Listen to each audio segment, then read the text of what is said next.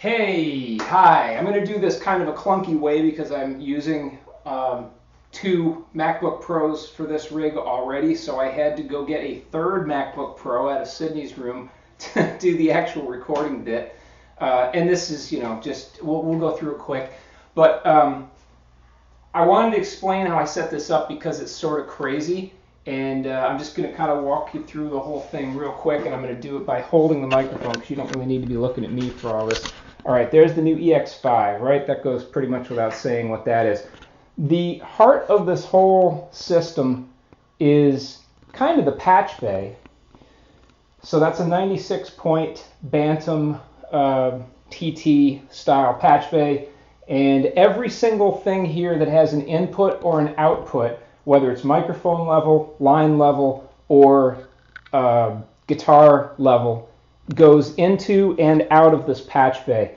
Out, over, in. The whole top row is out, the whole bottom row is in, and because it's a half normal configuration, everything from the top row automatically corresponds to the jack in the bottom row. So the goal is to put things in a configuration where they will most commonly be used without inserting any cables and will just work normally. That's why they use the word normal. And of course, if I want to interrupt that or do any configuration, I enter, I plug in a cord and it breaks it and breaks that throughput and lets me patch it different ways.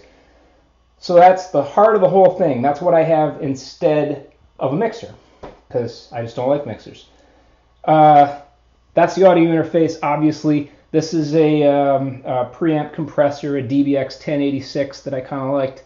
Over here is a Universal Audio 6176, so you've got the classic 610 tube pre on the left, and the opto compressor on the right, the repackaged version of the classic 1176 circuit.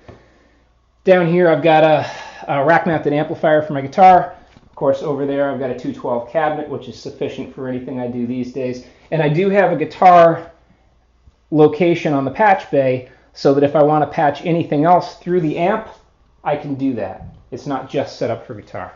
What else? This is actually kind of important because I do a lot of patching on this thing. You can't really see it real well in the shot, but that's where I've got extra Ethernet, microphone inputs, USB, FireWire, HDMI, VGA, and line level audio that connects me to the outside world in instances where I can't easily do it on the patch bay or just want something quick and dirty for data. So I built that thing to accommodate all that, and I have an extension to it over here too. And the microphone input, by the way, it has a gooseneck mic on it that I use for talkback, because remember I have an upstairs drum suite where I've got 5 channels of microphone that enter the patch bay over here, and 2 channels of headphones feeds that exit the patch bay over here. And I also have, a headphone amplifier here if I need more channels of headphone upstairs or downstairs, or if I just need more gain for upstairs, I can control that over there. Obviously the monitors are on their own thing, and that's kind of what's going on there. But let me set this thing back down so I can position it right. And I'll talk about my workflow a little bit, because that was the trick. Like I mentioned, nobody makes a KVM that addresses Thunderbolt 2 and Thunderbolt 3 in the same KVM. My problem was I've got an older Thunderbolt 2 MacBook Pro running all my audio stuff, and eventually I'm going to integrate it to the brand new MacBook Pro that's all Thunderbolt 3. But there is no resource sharing KVM switch to go back and forth between the two, which tripped me up, and I had to kind of invent my own system. So right now we're actually looking at the old laptop where I've got the big display and the 3 smaller displays, plus the laptop display. You can't really see it, but it's over there. So that's a 5-way extended desktop, and I'm controlling all of that through a Matrox triple head. Matrox triple head takes a DisplayPort output and splits the pixels across triple width, so it treats these 3 displays like they're one display, and it just gives me a big wide strip of a desktop. But that has to connect with USB and DisplayPort. So that's problem number 1. Also, I've got my keyboard and this Akai and this MIDI controller. I had all these USB resources, not to mention a FireWire hard drive, which nobody supports anymore, but I still have a lot of content on there. So how do you seamlessly go from one system to the other when no one system even acknowledges the other? So I had to build a little KVM switch of my own, where I've got a 2-channel USB switcher that takes the entire system and flips it over from one computer to the other. And then I have to do the video resources by hand, but I found that I prefer it that way. So I'm going to switch from the music computer to my regular computer just to kind of show you how that happens. I hit the button, that switches all my USB. I switch my HDMI like that, and I switch my display port like this. Oops. I keep missing the input. There we go. So when that comes back up, you see all my wallpaper changed. I had to have 2 different wallpapers so I could remember which computer I was looking at because I was getting confused. But so this is now the new computer, and I can switch it just like that. Also, notice in both cases, when I was using the old one and when I'm using the new one, if you can see there, there's only 2 cables plugged into that laptop. I have the entire switchable rig down to 2 cables. So when I'm going to get on a flight, I go pop, pop, and put it in my bag and go. Same thing when I get back home. There's no setup, and I don't have to really worry at all about a lot of interface when I go to switch it around. The one thing that I totally forgot to mention that is really critical to making this all work, I was talking about my USB resources and everything. Both of these computers have to use docks. There's not enough connectors, obviously. So when I talk about switching from USB resource to USB resource, I'm really talking about switching from dock to dock. So I have an older Thunderbolt 2 dock here and a newer Thunderbolt 3 dock behind the computer that you can't even see. So that's what I'm actually switching between. But there was one other wrinkle, of course, because there always is.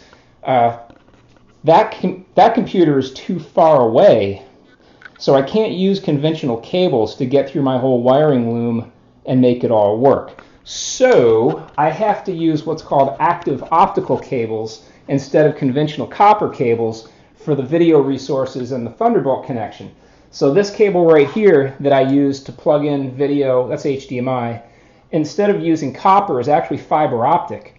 This particular one is 50 feet long, and I've got the same thing back here for Thunderbolt 2. Luckily, I get those cables really cheap because they are super expensive. I mean, the Thunderbolt cable is only 33 feet long, I think, and it was like $250. Obviously, I didn't pay that. And the video one was even worse. That actually was a dumb thing to omit because it's critical to how this whole thing works. Without that, I wouldn't be able to connect the 2 computers really at all. So anyway, it's a lot of moving parts. You can see why it became such a pain in the ass. It's not just distance and format, it's just cross-compatibility is incredibly non-existent. And once we get to a point where everything is network, where you can do an entire system with nothing but Ethernet and Dante, that might be cooler. We don't know yet. So anyhow, there you go. I don't know, I think those are probably, the live rig lives over there, and the live rig has its own 2 channels on the patch bay.